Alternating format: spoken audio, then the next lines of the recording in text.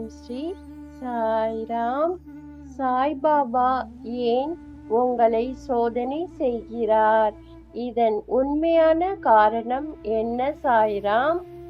அன்பான சாய்பாபா பக்தர்களே, இந்த வீடியோவை பார்க்கும் ஒவ்வொருவருக்கும் சாய்பாபாவுடைய அருளும் ஆசீர்வாதமும் எப்போதும் துணையாக இருக்கட்டும். உங்கள் வாழ்க்கையில் தொடர்ந்து பிரச்சனைகள் வருகிறதா? நீங்கள் மனதார பிரார்த்தனை செய்தும் உடனடியாக பதில் கிடைக்கவில்லையா? நான் இவ்வளவு பக்தியாக இருக்கிறேன், ஆனால் ஏன் இந்த கஷ்டம் என்று நீங்கள் யோசித்து இருக்கிறீர்களா? அப்படியானால் இந்த வீடியோவை முழுமையாக பாருங்கள். ஏனெனில் இன்று நாம் தெரிந்து கொள்ள போவது சாய்பாபா ஏன் சில நேரங்களில் பக்தர்களை சோதனை செய்வது போல் தோன்றுகிறது. அந்த அனுபவங்களில் இருந்து என்ன கற்றுக்கொள்ளலாம் என்பதையே. முதலாவது சோதனை என்பது தண்டனை அல்ல. முதலில் ஒரு முக்கியமான விஷயத்தை புரிந்து கொள்ள வேண்டும். நாம் எதிர்கொள்ளும் ஒவ்வொரு கஷ்டத்தையும் சாய்பாபா என்னை தண்டிக்கிறாய் என்று உறுதியாக கூற முடியாது. வாழ்க்கையில் பல சவால்கள் இயல்பாகவே ஏற்படுகின்றன. சிலவற்றுக்கு நம் முடிவுகள், சிலவற்றுக்கு சூழ்நிலைகள், சிலவற்றுக்கு நமக்கு புரியாத காரணங்களாக இருக்கலாம்.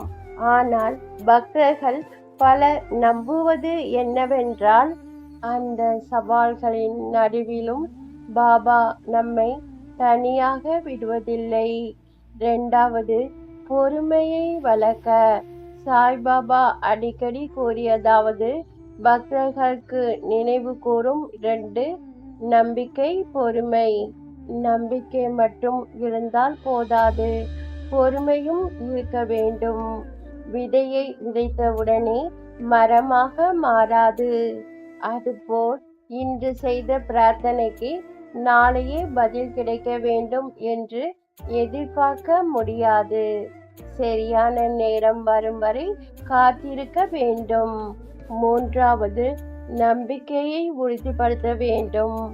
எல்லாம் நன்றாக இருக்கும்போது அனைவரும் கடவுளை நினைப்பார்கள்.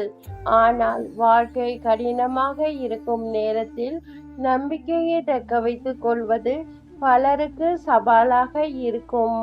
அந்த நேரங்களில்தான் நம் மனவலிமை, பொறுமை, பக்தி ஆகியவை வளர வாய்ப்பு கிடைக்கிறது என்று பல பக்தர்கள் தங்கள் அனுபவங்களை பகிர்ந்துள்ளனர்.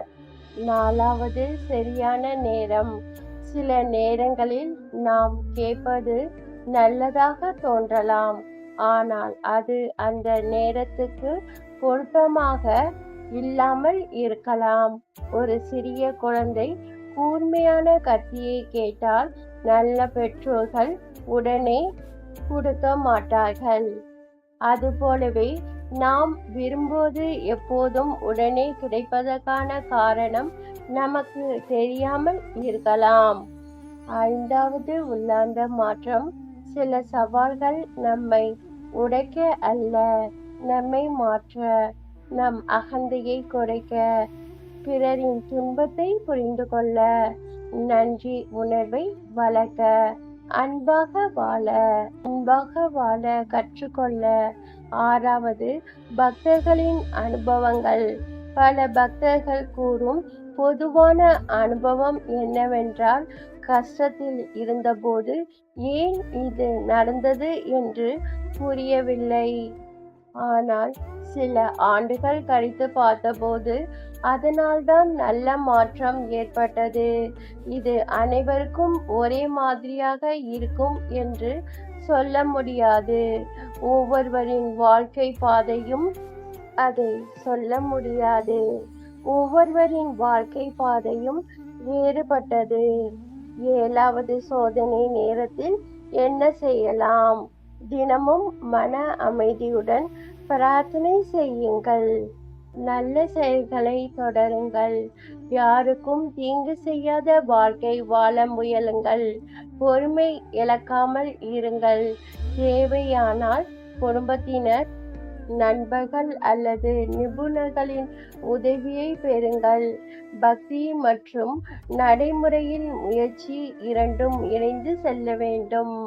8வது, இந்த அறிகுறி இருந்தால் நீங்கள் தொடர்ந்து பிரார்த்தனை செய்ய வேண்டும் என்ற உணர்வு வருகிறதா? முன்பை விட மன அமைதியாக மாறுகிறதா? மற்றவர்களுக்கு உதவ வேண்டும் என்று தோன்றுகிறதா?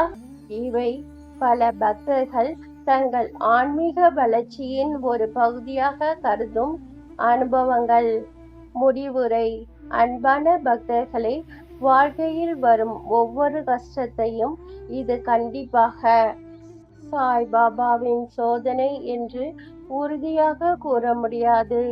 ஆனால் கஷ்டத்தின் நேரத்திலும் நம்பிக்கை இழக்காமல் பொறுமையுடன் நல்ல செயல்களை தொடர்ந்து செய்வது பலருக்கு மன உறுதியை அளிக்கிறது.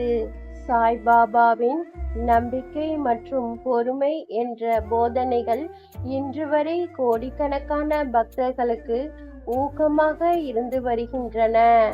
சாய்ராம். இந்த வீடியோ உங்களுக்கு பிடித்திருந்தால் லைக் செய்யுங்கள்.